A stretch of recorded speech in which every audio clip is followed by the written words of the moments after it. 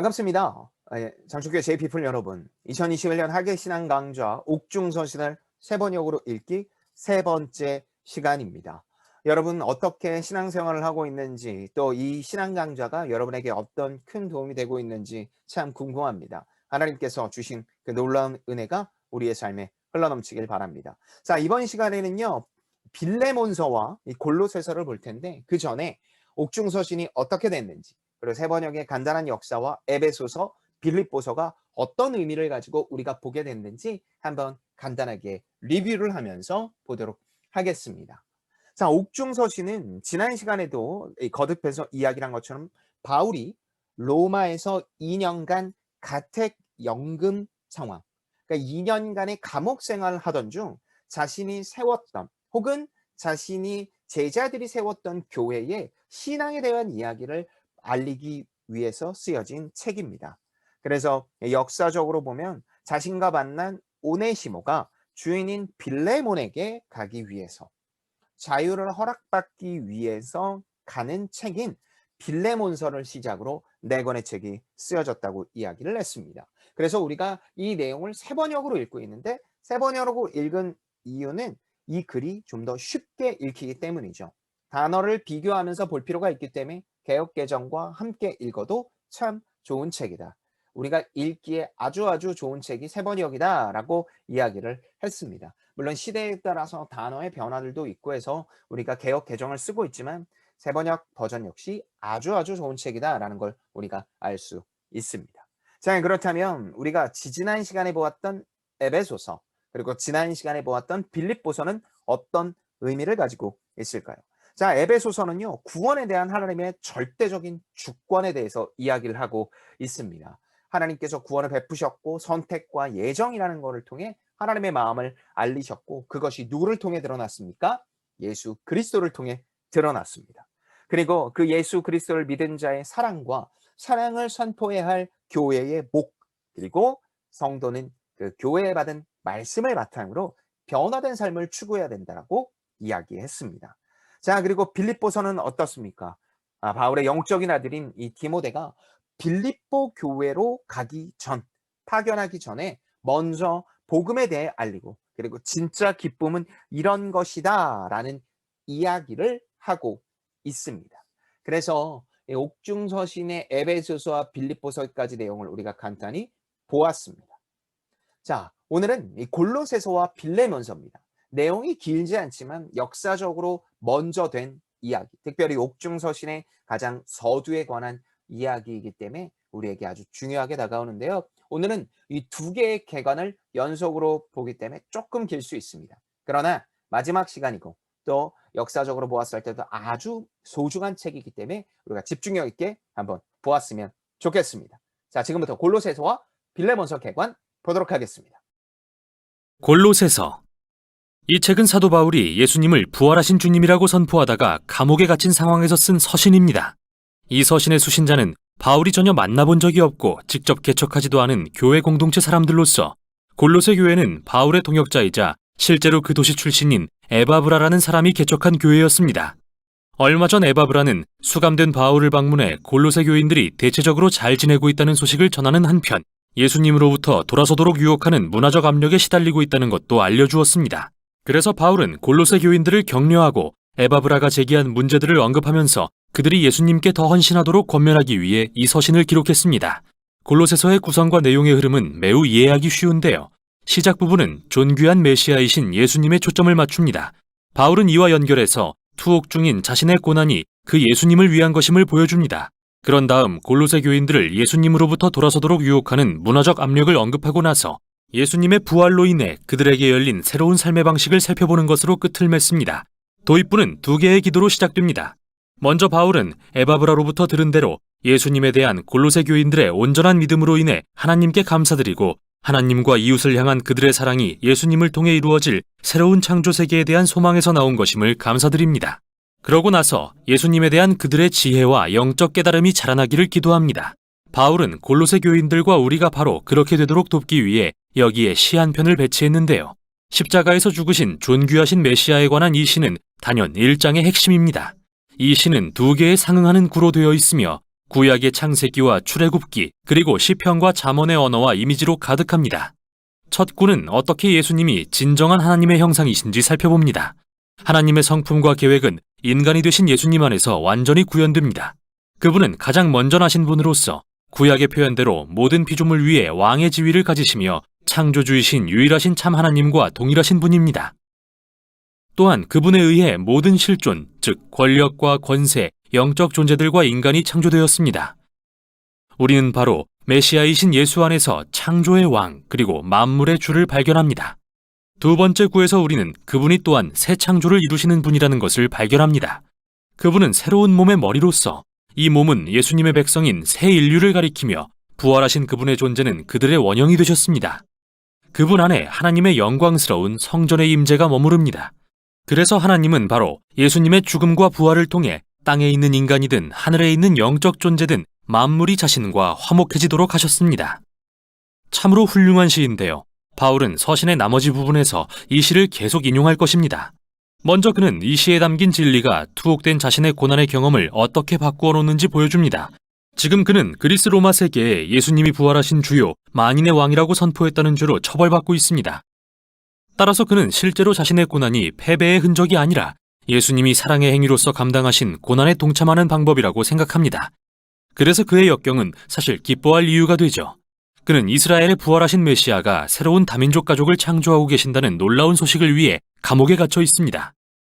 그뿐만 아니라 하나님의 영광이 예수님 안에 머무신 것처럼 예수님도 그분의 다민족 가족 안에 머무십니다. 또는 바울의 말대로 메시아는 우리 안에 계시는 영광의 소망입니다. 이제 바울은 골로새 교인들을 예수님으로부터 돌아서도록 유혹하는 문화적 압력에 대해 언급합니다. 그들은 신비주의적 다신론과 토라의 율법을 준수하라는 두 가지 요구가 혼합된 문화적 압력에 시달리고 있었습니다. 골로새의 새로운 그리스도인들은 삶의 각기 다른 영역을 지배하는 그리스와 로마의 다양한 신을 숭배하며 자란 사람들입니다. 그래서 많은 이들이 예수님을 자신들이 숭배하는 또 하나의 신 정도로 여겼죠. 게다가 유대인 그리스도인 공동체가 가하는 압력도 대단했습니다. 그들은 이방인들에게 토라에 기록된 율법을 모두 지킴으로써 메시아께 온전히 충성하라고 요구했습니다.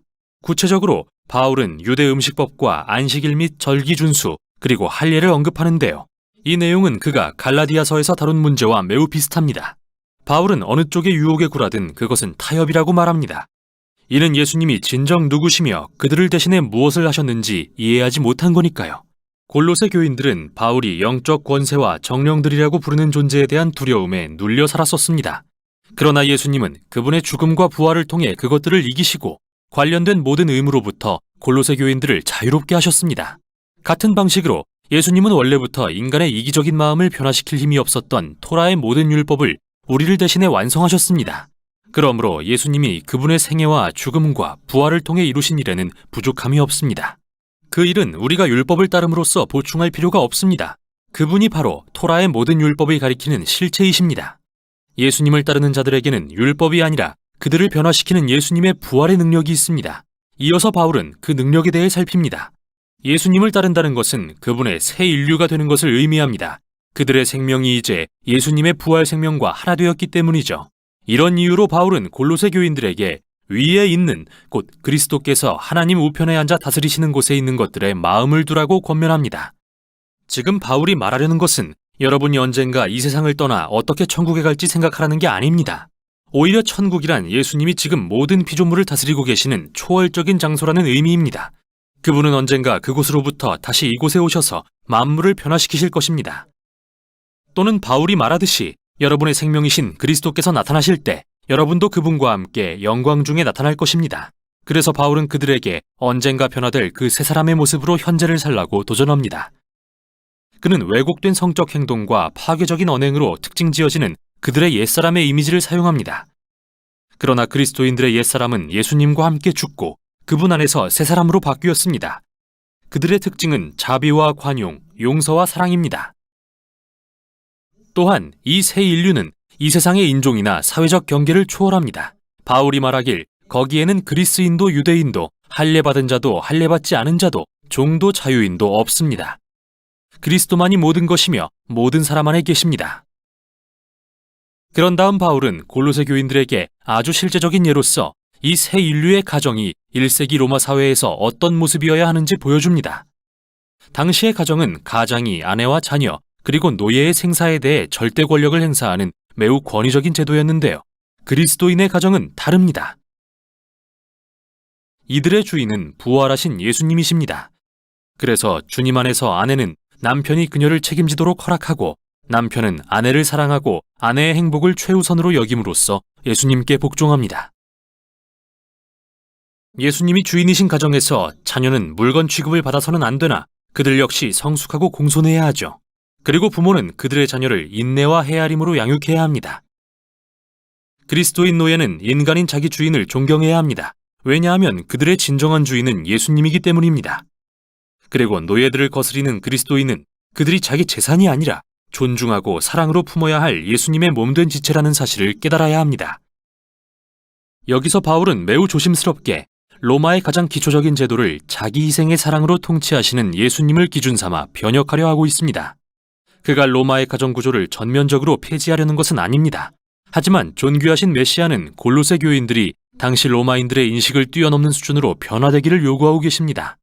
이 점은 이 서신의 결론에서 가장 선명하게 드러나는데요. 바울은 기도 요청을 한 다음 그리스도인 노예와 주인의 덕목에 대한 가르침을 실제 상황에 적용합니다.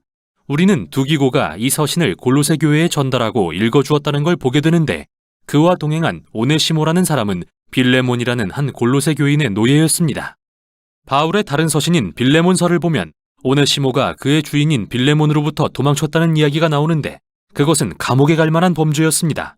그러나 바울은 온 교회가 오네시모를 주 안에서 신실하고 사랑받는 형제로 맞아달라고 요청합니다. 그리고 빌레몬서에서 그는 빌레몬에게 오네시모를 이제는 종이 아니라 형제로서 대해주라고 당부하죠. 정말 극적인 마무리가 아닐 수 없는데요. 골로새서를 통해 바울은 우리의 삶에 부활하신 예수님의 사랑과 자유롭게 하는 통치가 관여하지 않는 영역이 하나도 없다는 사실을 보여주고 있습니다. 우리가 겪는 고난, 타협에 대한 유혹, 우리의 도덕성, 각 가정의 권력 구조 등 이 모든 것을 반드시 다시 살펴보고 변혁해야 한다고 말이죠. 그는 마치 예수님이 죽음에서 부활하셨을 때 이미 새로운 창조 세계가 도래한 것처럼 현재를 살라고 우리를 초대합니다. 이게 바로 골로새서가 전하는 내용입니다. 빌레몬서. 이 책은 바울이 감옥에 갇혀 있을 때 쓴 글로서 신약에서 가장 짧은 서신입니다. 그러나 짧다고 가볍게 봐서는 안 되는데요. 바울이 쓴 글 가운데 가장 파급력이 큰 글 중 하나이기 때문이죠. 이 서신의 세부 내용을 종합해보고 알 수 있는 이야기의 배경은 이렇습니다. 빌레몬은 골로새에 사는 부유한 로마 시민이었는데 바울이 에베소에서 선교 중일 때 그를 만나 예수님을 따르게 된 것 같습니다. 그 후 바울의 동역자 에바브라가 골로새에 예수 공동체를 시작했을 때 빌레몬은 그의 집에서 모이는 이 교회의 지도자가 되었습니다. 당시 빌레몬은 로마의 여느 가부장처럼 종들을 거느렸는데 그중 한 명이 오네시모였죠. 그러던 어느 날 이 둘 사이에 심각한 갈등이 생깁니다. 정확히는 알 수 없지만 오네시모가 빌레몬의 물건을 훔쳤든지 그를 속이든지 해서 무언가 손해를 끼치고 나서 달아나 버리는 일이 발생한 것인데요. 결국 오네시모는 도움을 요청하려고 감옥에 있는 바울을 찾았다가 그 과정에서 예수님을 따르게 되었습니다. 또한 바울에게 사랑받는 조력자가 됩니다. 그래서 바울의 입장에서 이 서신을 쓰기란 여간 까다롭고 민감한 게 아니었죠. 그는 빌레몬에게 오네시모를 단지 용서하고 다시 받아줄 뿐 아니라 이제 종이 아니라 메시아 안에서 형제로 대해주라고 부탁할 계획인데요. 그가 어떻게 하는지 보시죠. 바울은 기도로 서신을 시작합니다. 먼저 빌레몬을 칭찬하고 그가 예수님과 성도들에게 보인 사랑과 믿음으로 인해 하나님께 감사드리죠. 그런 다음 이런 말로 부탁을 하기 위한 준비를 합니다. 그대의 믿음의 교제가 더욱 깊어져서 우리 안에 있는 모든 선한 일을 깨달아 그리스도께 이르게 되기를 기도합니다. 여기서 핵심어는 교제, 즉 코이노니아라는 헬라어입니다. 이 말은 나눔 또는 동참을 뜻하는데 둘 또는 그 이상의 사람이 무언가를 함께 받아서 공유할 때 그들은 동역자가 됩니다. 바울은 예수님에 대한 믿음은 그분을 따르는 모든 사람이 하나님의 사랑과 은혜의 선물을 공유하는 동등한 동역자임을 깨닫는 것을 의미한다고 말하고 있습니다. 바울에게 예수님을 따르는 자들이 경험하는 코이노니아란 단지 생각 속의 개념이 아니라 인간관계 속에서 실제로 행동하는 것입니다. 이제 그는 부탁을 시작합니다. 그는 드디어 오네시모를 거론하면서 그가 감옥에서 자기 아들이 되었다고 말합니다. 즉 바울이 오네시모로 하여금 예수님께 그의 삶을 바치고 충성하도록 인도했고 그 결과 이제 그들은 메시아 안에서 가족이 되었다는 것이죠. 오네시모는 감옥에서 바울을 충실히 섬겼습니다. 바울로서는 이런 그를 계속 곁에 머물게 하고 싶지만 그들이 예수님을 따른다고 말한다면 이 갈등을 풀고 화해해야 한다는 것을 알았죠. 그래서 빌레몬에게 담대히 요구합니다. 이제는 오네시모를 종이 아니라 그보다 더 귀한 주 안에서 사랑하는 형제로 받아주십시오. 사실 이건 정말 무리한 요구입니다. 로마법상 빌레몬에게는 오네시모를 벌하거나 감옥에 가둘 충분한 권리가 있었습니다. 그런데 바울은 그가 골로새로 돌아가면 용서해 줄 뿐 아니라 종이었던 그를 사회적으로 동등한 가족의 일원으로 맞아주라고 부탁하는 것인데요. 이는 친절의 차원을 넘어 전례가 없는 일입니다. 종을 자유롭게 풀어준 뒤 가족의 일원으로 대하는 것은 로마의 기존 사회 질서를 어지럽힐 만한 일인데요. 왜 빌레몬이 이런 일을 해야 할까요? 여기서 바울은 기발하게도 서두에서 했던 기도의 핵심어를 상기시키면서 이렇게 말합니다. 그대가 정말 나를 동역자, 즉 코이노니아로 여긴다면 나를 맞이하듯 오네시모를 맞아주십시오. 그리고 그가 잘못을 저질렀거나 빚진 게 있다면 그걸 내게 돌리십시오. 내가 갚겠습니다. 이 부탁에서 우리는 바울이 행동으로 보여주는 복음의 본질을 발견하게 됩니다. 무엇보다도 핵심은 화해입니다. 그가 고린도 교인들에게 말했던 것처럼 그리스도 안에서 하나님은 세상을 그분과 화목하게 하셨으며 사람들의 죄를 그들에게 돌리지 않으셨는데요. 따라서 이 상황에서 바울은 예수님의 입장이 됩니다. 그는 오네시모가 잘못한 결과를 부담할 것이며 빌레몬과 화해할 수 있도록 값을 지불해 줄 것입니다.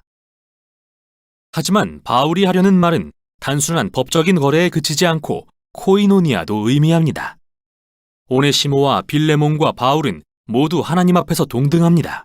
그들은 모두 다 용서가 필요한 존재입니다. 따라서 십자가 앞에서는 모든 관계가 평등하며 이는 빌레몬과 오네시모가 더는 주인과 종의 관계가 아님을 의미하죠. 그들은 이제 한 가족이자 메시아 안에서 형제입니다. 또는 바울이 빌레몬과 골로새 교회 전체에 말했듯이 하나님의 새로운 가족에는 그리스인과 유대인도 할례받은 자와 할례받지 않은 자도 종도 자유인도 없습니다. 오직 그리스도만이 모든 것이며 모든 것 안에 계십니다.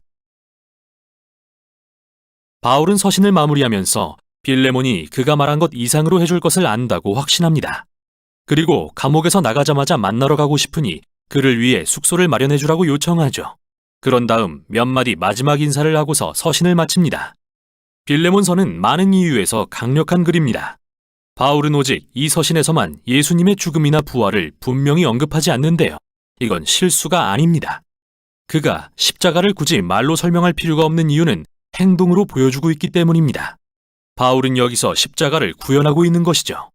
그는 자기 자신을 통해서 오네시모와 빌레몬이 하나님과 화목해지고 서로 화해할 수 있도록 했습니다. 이 서신은 또한 예수님의 복음이 갖는 영향력은 극히 개인적이지만 동시에 매우 공동체적이라는 것을 보여줍니다. 빌레몬과 오네시모가 이제 메시아 안에서 형제라는 사실은 그들의 주인과 종의 관계를 완전히 무의미하게 만듭니다. 예수님의 사람들로 구성된 이 가족은 하나님의 자비를 공유하는 장소입니다. 새로운 종류의 사회이자 바울이 골로새서에서 말한 것처럼 사람의 가치가 사회적 지위나 인종, 성별이나 사회 경제적 계층으로 정의되지 않는 새 인류입니다. 메시아 안에는 새 사람들, 즉 예수님을 통해 하나님의 치유의 자비를 공유하는 동등한 동역자들만 있을 뿐입니다. 이게 바로 빌레몬서가 전하는 내용입니다. 자, 어떻습니까? 참으로 이 당시에 쉽지 않은 시간, 특별히 이 돈이 많은 주인과 그 도망쳤던 노예, 그리고 그들이 살고 있었던 골로새 지역에 있었던 다양한 일들이 우리의 마음을 심장 뛰게 하는 것 같습니다. 여러분, 이것이 참으로 공동체에 있어야 할 모습입니다. 나이, 돈, 학력에 관계없이 하나님의 자녀이기 때문에 우리가 함께하는 모습, 그리고 사랑과 허물을 덮어주는 모습, 이런 것들을 서로 이해하며 기도할 수 있었으면 좋겠습니다. 자, 3주간의 통독이 이제 마무리 주간에 들어갑니다. 마지막까지 최선을 다해주셨으면 좋겠고요. 강의 피드백은 빌레몬서 통독 파일과 함께 업로드됩니다. 정성스럽게 잘 준비해 주시면 여러분이 함께 다음 강의에 큰 도움이 되니까 여러분이 잘 준비해 주시면 좋을 것 같습니다. 마감은 그 다음날 밤까지니까요. 잘 적어주시면 좋겠고요. 마지막까지 꼭 우리가 함께 하나님 마음 나눌 수 있었으면 좋겠습니다. 수고하셨습니다.